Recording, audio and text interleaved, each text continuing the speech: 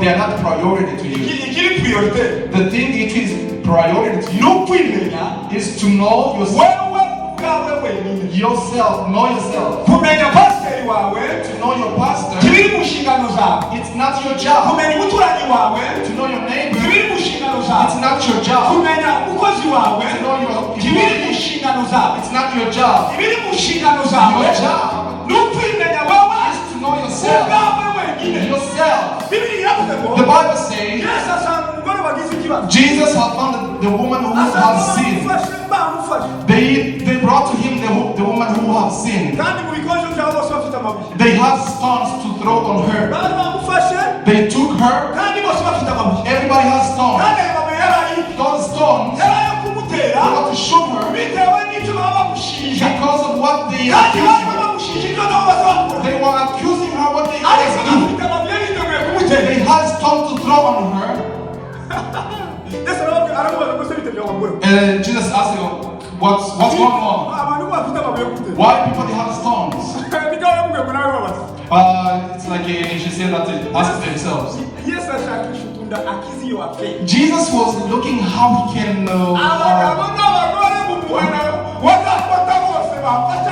every man and woman in the world, they have stones. They want to kill that woman. They accused her of adultery. What Jesus did, he just wrote down. I don't know which language he was writing. I don't know what he wrote. I don't know what letters he wrote. I don't know the names he wrote. We don't know the name, the language. What we've seen, the Bible says, everybody sees himself. In that, everybody have seen himself. And when he sees himself, and then he dropped the stone, and then he go back, and then go. Jesus didn't say go. He just wrote down. What does Jesus write about yourself? The stone that you have to throw on your brothers, the stone you have to throw on your brothers, if you know what you're going to throw on him, you should drop your stone and then turn to go to Jesus. If you knew what you're going to throw on your brothers, your stone can be left and go. You have to know yourself. People, they don't know themselves. They are knowing others. A woman doesn't know herself and then know the husband. A husband doesn't know himself and then know the wife. The Christian doesn't know himself and they know pastor. What you accuse pastor at home, there are a lot of mistakes in the church. I don't know if you guys have mistakes in the church.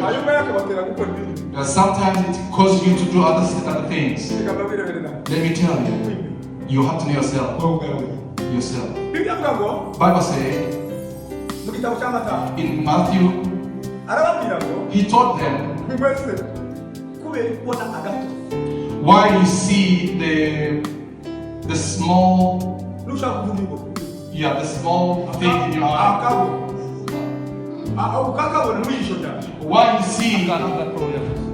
Why you see a small thing in your brother's eye.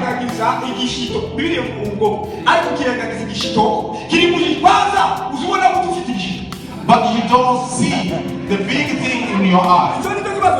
That's the problem. You have a big thing in your eyes.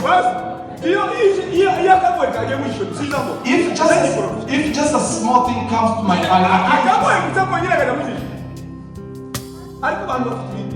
People, they have a lot of things in their eyes. And then you have a lot of things in your eyes, then you see people's mistakes. Instead of taking the big things from your eyes,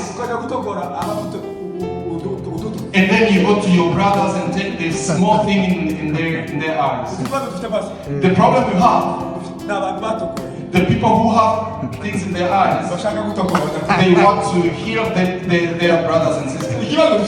The problem we have in the church, in the country, in the families, people, they have big tree in their eyes, but they want to, they don't see, they don't have vision, they don't have calling, they don't have calling of God. They are already infected, but they are going to try to heal other people. Heal yourself first so that you can heal somebody. The problem is that you can't heal somebody when you're sick.